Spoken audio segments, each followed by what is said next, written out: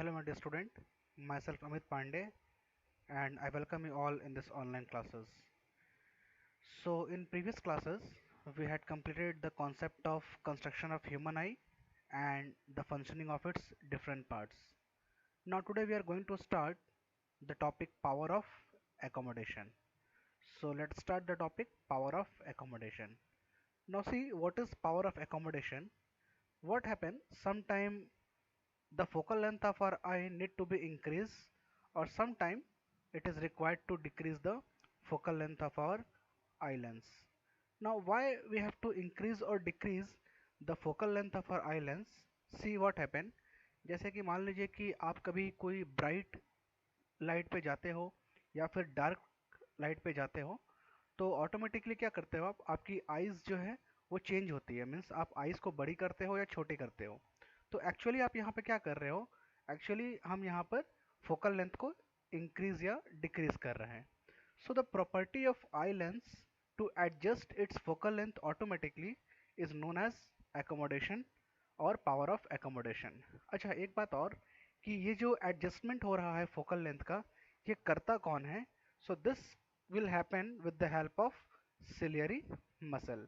जैसा कि हमने कंस्ट्रक्शंस ऑफ आई के अंदर हमने सिलियरी मसल पढ़ी थी कि जो सिलेरी मसल क्या होता है कि it can just change the focal length. Change में क्या मीन्स इट कैन इंक्रीज और decrease the focal length of eye lens. Now just come for the topic ciliary muscle means how it can increase or decrease the focal length of eye lens. So if we talk about the ciliary muscle, then there can be two chances or two conditions that can be: the ciliary muscle can be relaxed or the ciliary muscle can contract. So अगर मान लीजिए कि ciliary muscle relaxed है, तब क्या होगा? If the ciliary muscle is relaxed, और ये किस केस में रिलैक्स्ड होगी? जब आप कोई भी चीज़ डिस्टेंट ऑब्जेक्ट देख रहे हो, मीन्स कि अगर आप सपोज करो कि कोई दूर की चीज़ देख रहे हो, तो उस केस में हमारी जो सिलेरी मसल होती है वो रिलैक्स्ड होती है। आपको कोई भी आंखों की फोकल लेंथ को चेंज नहीं करना होता, इजिली आप कोई भी दूर की चीज़ को देख पाते हो। तो अगर मान लीजिए कि आप किसी डिस्टेंट ऑब्जेक्ट को देख रहे हो, तो उस कंडीशन में जो फोकल लेंथ होती है वो क्या होती है हमारी? एक मैक्सिमम लेंथ पे होती है, और we can say that in this case the focal length increases. Okay, now what about the eye lens? तो अगर फोकल लेंथ इंक्रीज होगी तो आई लेंस हमारी थिन होती है। ठीक है, तो just keep all this point in your mind and this will be very much helpful for the numerical concept. और कई बार 1 मार्क्स के अंदर भी क्वेश्चन पूछे जाते हैं कि अगर focal length maximum position maximum length पर है, तो बताइए कि सिलेरी मसल रिलैक्स्ड होगी कि कॉन्ट्रैक्ट होगी, और if the ciliary muscle is relaxed what about the eye lens? Okay, so just keep all this points in your mind. Now come for the next condition, that is contraction of the ciliary muscle। कि अगर ciliary muscle contract करेगी तो उस condition में focal length क्या होगी और eye lens thick होगी या थिन होगी? तो सबसे पहले हम बात करते हैं कि कॉन्ट्रैक्ट कब होती है सिलेरी मसल। देखो, अगर मान लीजिए कि आपके पास कोई चीज़ नज़दीक रखी हुई है, okay, so to see near by object हमारी जो सिलेरी मसल है वो कॉन्ट्रैक्ट होती है। आप नॉर्मली देखोगे कि अगर आपके आंखों के जस्ट सामने कोई चीज़ रखी होती है, तो आप आंखों को क्या करोगे? आप छोटी करते हो, है ना, एडजस्ट करते हो, कुछ चीज़ एडजस्ट करना चाहते हो, तो आप जो चीज़ एडजस्ट करते हो एक्चुअली में वो फोकल लेंथ को एडजस्ट करते हो। So when the object is placed near by, on that condition the focal length decreases. Focal length हमारी डिक्रीज होती है, और जब फोकल लेंथ डिक्रीज होगी तो आई लेंस हमारी थिक होगी। So these are the concept of ciliary muscle, means when the ciliary muscle relaxed or when the ciliary muscle contract, what are the effects on its focal length and eye lens. Now come for the next concept, near point और far point of eye।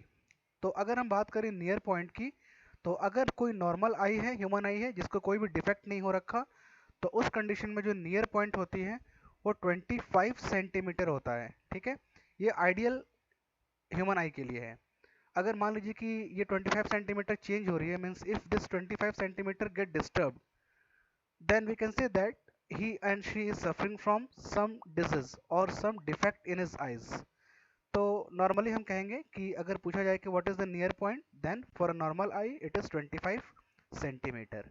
Now far point क्या है eyes की, means एक human eye maximum कितनी last तक देख सकता है, तो लास्ट का कोई भी पॉइंट नहीं होती, so that's why we can say that it is infinity. तो एक ह्यूमन आई, एक normal human eye infinity range तक विजुलाइज कर सकता है। ओके, so these 2 points will use for the numerical problem. Okay, now जैसे ये टॉपिक खत्म होगी मैं आपको न्यूमेरिकल भी एक्सप्लेन करूंगा कि what is the concept regarding the near point and far point in numerical. Okay, now come for the next topic, that is defect of vision and their correction. तो मैं आपको बता दूं कि हर साल यहाँ से एक क्वेश्चन एग्जाम में आता ही आता है, so this topic is very much important for exam point of view, है ना। अभी लास्ट ईयर में भी यहाँ से क्वेश्चन पूछा गया है कि what is myopia and hypermetropia, तो यहाँ से क्वेश्चन पक्का हर 100% श्योर एक क्वेश्चन आपको एग्जाम में दिख जाएगी। So let's start the defect of vision and their correction. Now let me explain very first that if in exam it will ask what is defect, तो अगर डिफेक्ट पूछा है नॉर्मली तो ये सारे जो मैं आपको एक्सप्लेन करूंगा वो सारे डिफेक्ट के अंदर ही आती है, बट डिफेक्ट और रिफ्रैक्टिव डिफेक्ट में थोड़ा सा चेंजेस होती है, means there are some difference between the defect and refractive defect. Now see if the person is suffering from refractive defect, अगर कोई पर्सन है उसे रिफ्रैक्टिव डिफेक्ट है तो उसकी जो प्रॉब्लम है वो शॉर्ट आउट हो जाएगी by using specs made up of convex lens और कॉनकेव लेंस। मीन्स अगर मैं कहूँ कि अगर किसी पर्सन को मायोपिया है या हाइपरमेट्रोपिया है तो this all are comes under the refractive defect. देखो एक्चुअली आंखों के अंदर होती क्या है इन आईज, मैंने आपको वेरी फर्स्ट लेक्चर में बताया है कि the process of the image formation inside the I is with the refraction process. जो आई के अंदर जो चीजें हो रही हैं दैट इज रिफ्रैक्शन। तो अगर रिफ्रैक्शन में प्रॉब्लम आ रहा है, means if the refraction will be more, means if the bending of light will be more और the bending of light will be less, ठीक है। अगर बेंडिंग में कहीं प्रॉब्लम आ रही है, लाइट की बेंडिंग में कहीं प्रॉब्लम आ रही है आफ्टर नॉर्मल पॉइंट, तो हम कहेंगे कि यस द ह्यूमन और the person is suffering from refractive defect. तो ये जो बेंडिंग में जो अगर प्रॉब्लम है तो हम उसे शॉर्ट आउट कर सकते हैं बाय यूजिंग कॉनकेव और convex lens. But other than this problem, अगर कुछ इसके अलावा कोई प्रॉब्लम है तो that can be cured by surgery. Okay, so let's start cataract. देखो कैटरैक्ट क्या है, it is not a refractive defect. Cataract एक रिफ्रैक्टिव डिफेक्ट नहीं है। अगर पर्सन को कोई किसी पर्सन को कैटरैक्ट है then the eye lens of that person will look like milky in colour, cloudy in colour और डस्टी इन कलर। ठीक है, मिल्की दिखेगी, क्लाउडी दिखेगी, और अगर क्लाउडी है तो डस्टी दिखेगी। ठीक है, तो क्लाउडी और डस्टी एक ही बात है। तो this are the indication of this disease, like suppose a person is having cataract problem, then definitely their eye lens will looks like milky or cloudy. Now अगर किसी person को cataract की problem है तो उससे क्या क्या इफेक्ट होगी, देखो या तो उसे partial loss of vision हो जाएगा, ठीक है, थोड़ा बहुत दिखना स्टार्ट होगा, मीन्स कि कंप्लीटली उसे दिखेगी नहीं। सपोज कि अगर आई की एफिशिएंसी 100% है किसी नॉर्मल आई की, तो उसे 50% दिखेगी या 20% दिखेगी या 30% दिखेगी।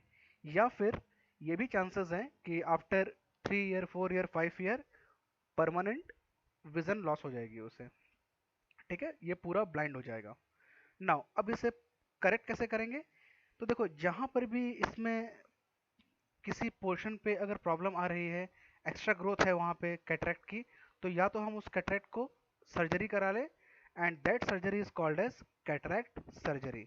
तो यहाँ पर हमारे पास बस एक ही रिमूवल है, एक ही क्योर है that that can be done by cataract surgery. Okay, now come for the next defect, that is myopia, and definitely this myopia is a refractive defect. So myopia is also called as near sightedness। ठीक है, means नजदीक की दिखेगी but हमें दूर की चीजें नहीं दिखेगी। So if a person can able to see near by object but fails to see the distant object, then that person is suffering from myopia disease। ठीक है, मीन्स नजदीक की चीजों को वो आराम से देख पाएगा। Means if a object is placed at 25 centimetre, अगर 25 सेंटीमीटर तक कोई चीज़ें प्लेस है then he and she can visualize that thing very very easily. ठीक है, बट अगर हम 25 से बियॉन्ड जाते हैं तो might B he and she will not visualize that object very clearly.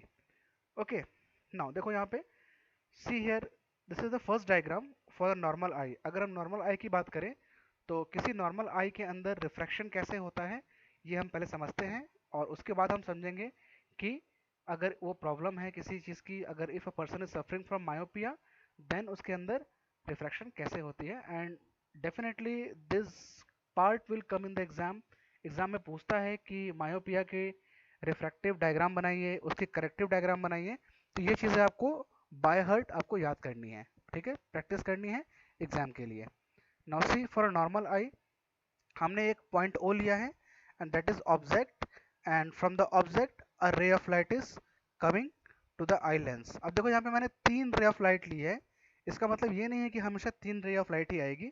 There can be a numerous ray of light coming from the object, और we can say that infinite rays of light coming from an object.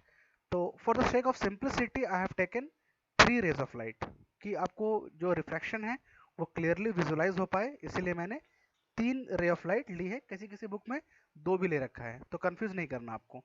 Now see the रे of light coming from the object. देखो सारी रे of light object पे आ रही है, और lens पे आने के बाद it will bend. See, it is bending here, and at this point it is forming an image, and this point is on retina. ये जो point है ये retina के ऊपर point है. अच्छा, ये जो हमने लेंस जो हमारी होती है आई की, कौन सी लेंस होती है? That is convex lens. और सभी को पता है convex lens is a converging lens. तो जो रे ऑफ लाइट है वो कन्वर्स करेगा. देखो रिफ्रैक्शन के बाद क्या हो रही है, वो लाइट कन्वर्स कर रही है, और किस पॉइंट पे कन्वर्स कर रही है? रेटिना के किसी एक पॉइंट पर कन्वर्ट कर रही है. Retina means it can be a screen also. So this is the normal eye refraction process. Now come for the refraction when the person is suffering from myopia. अगर किसी person को myopia है तो हम देखते हैं क्या होगी.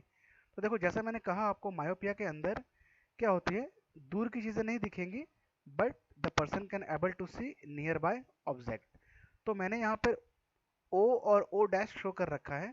That O is a point for a normal eye, और O डैश जो है हमने इस पॉइंट को शिफ्ट कर दिया है. मीन्स जो पर्सन है उसकी जो O पॉइंट है वो चेंज हो गई है. As I already told you that if the vision point or nearby point or far point get changed then the person can suffer with some diseases. तो देखो इसकी जो नियर बाय पॉइंट है ये शिफ्ट हो गई है O से O डैश तक. नाउ अब देखो यहाँ पे हमने अगेन 3 रे ऑफ लाइट ली है. दैट 3 रे of light is coming towards the lens, and after that it converse. तो देखो यहाँ पे ये कन्वर्स जस्ट रेटिना के पहले ही कन्वर्स हो जा रही है.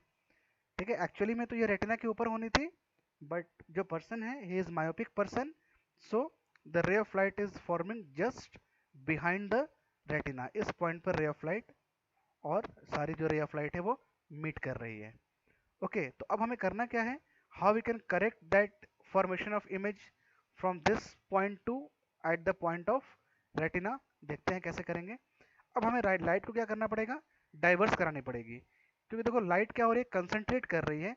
तो अगर हम इसे थोड़ा डाइवर्स करा देंगे तो मे बी ये थोड़ा आगे जाकर इमेज फॉर्मेशन करेगी. ओके, तो देखो यहाँ पे अगर कौन सी लेंस होती है जो डाइवर्स कराती है, that is concave lens. As we know that concave lens is a diverging lens. तो जस्ट आप कॉनकेव लेंस लगा दो लेंस के पहले. तो देखो यहाँ पे रे ऑफ लाइट जा रही है तो थोड़ी डाइवर्स कर रही है वो लाइट. तो due to of divergence of light again वो रेटिना पे इमेज फॉर्मेशन कर रही है. So this is the corrective diagram of the myopia problem. Now come for the next problem, that is hypermetropia. So hypermetropia is farsightedness, means कि दूर की चीजें तो देख पाएगा person, but if we talk about the nearby object then he and she will fails to see the nearby object. सामने की चीजें नहीं देख सकते, but अगर कोई दूर की चीजें हैं तो वो क्लियरली उसे विजुलाइज कर पाएगा. So that can be a case of hypermetropia. So again see the normal refraction process. Again मैंने आपको ऑलरेडी ये एक्सप्लेन कर दिया है कि नॉर्मल के लिए क्या होती है. Now directly come for the problematic refraction. तो देखो यहाँ पे अगेन फॉर नॉर्मल आई, ये जो नॉर्मल आई के लिए विजन विजन की जो रेंज है वो है, और जैसा कि मैंने बताया आपको कि वो दूर की देख पाएगा बट सामने की चीज़ें नहीं देख पाएगा, so that this point get disturb. देखो सामने की पॉइंट मैंने एन डैश पहले ले लिया है, अभी लास्ट वाले पॉइंट में क्या था, मायोपिया में दूर की नहीं देख पा रहा था, तो हमने जो ओ पॉइंट था वो पीछे ले ली थी। अब ये सामने का नहीं देख सकता तो हमने एन पॉइंट पहले ले लिया है। ओके, नाउ सी, अब देखो यहाँ पे रे ऑफ लाइट आ रही है, बट जैसे कि ये पॉइंट पहले आ गई है, तो अब ये कहाँ मीट कर रही है, just back side of the retina, retina के बैक साइड पे देखो मीट कर रहा है। So again it is a problematic case. तो अब इसे हम अब इस प्रॉब्लम को सॉल्व कैसे करेंगे। सपोज कि अगर आपने again convex mirror, convex lens use में ले लिया, तो कॉन्वेक्स लेंस क्या करती है, लाइट को और कन्वर्स करेगी। तो देखो ये जितना कन्वर्स हो रहा है, अगर हम इसे और कन्वर्स करें तो might be it is chances that it will meet at this point. So in case of hypermetropia we can use convex lens for the correction. Now see here, ठीक है, देखो कॉन्वेक्स लेंस यूज में ले लिया, और light जो है हमारी रे जो है वो फर्दर कन्वर्स कर रही है, and due to of this convex lens the problem get solved. Okay, now come for the next problem, that is presbyopia. तो देखो सबसे पहले प्रेसबायोपिया है क्या। It is a problem for the old age person. अगर कोई old age person है तो उसमें ये चांसेस ज़्यादा हैं, क्योंकि आफ्टर 50 ईयर और 55 ईयर जो सिलेरी मसल होती है वो वीक हो जाती है। सो अगर सिलेरी मसल वीक हो गई तो जो कॉन्ट्रैक्शन और रिलैक्सेशन का जो प्रोसेस है वो प्रॉपरली काम नहीं कर पाती। सो अगर वो काम नहीं करेगा, और दूसरी चीज़ रॉड्स एंड कोन्स भी हमारे डिस्टर्ब हो जाते हैं। ओके, तो जो भी सेंसिटिव ऑर्गन्स हैं, सेंसिटिव नर्व्स हैं, वो हमारे फंक्शनिंग प्रॉपरली नहीं करते हैं। So generally it will happen for the old age person. और होता क्या है इसमें, सामने की भी चीज़ें नहीं देख पाएगा पर्सन, और दूर की भी चीज़ें पर्सन नहीं देख पाएगा। Okay, so we can say that it is a combined form of myopia and hypermetropia, that's why it is called age presbyopia. अच्छा, इसे हम ठीक कैसे करेंगे। तो जो स्पेक्स है उसकी स्पेक्स को दो पार्ट में डिवाइड कर दीजिए, और हाफ पार्ट को तो कॉनकेव लेंस बना दीजिए, और रेस्ट हाफ पार्ट को कॉन्वेक्स लेंस बना दीजिए। Okay, so that kind of specs और lens is called as bifocal lens. Bi मतलब टू, दो तरह की उसके अंदर लेंस होंगे, that is concave and convex lens. Here it is written here concave and convex lens. ठीक है, तो जो अपर पोर्शन है उसे हम कॉनकेव बना लें, और जो लोअर पोर्शन है उसे हम कॉन्वेक्स बना लें। So this is about the defect of human eye. So just leave up to this point, or in the next lecture I will start the refraction of light through prism. So student, thank you and have a nice day.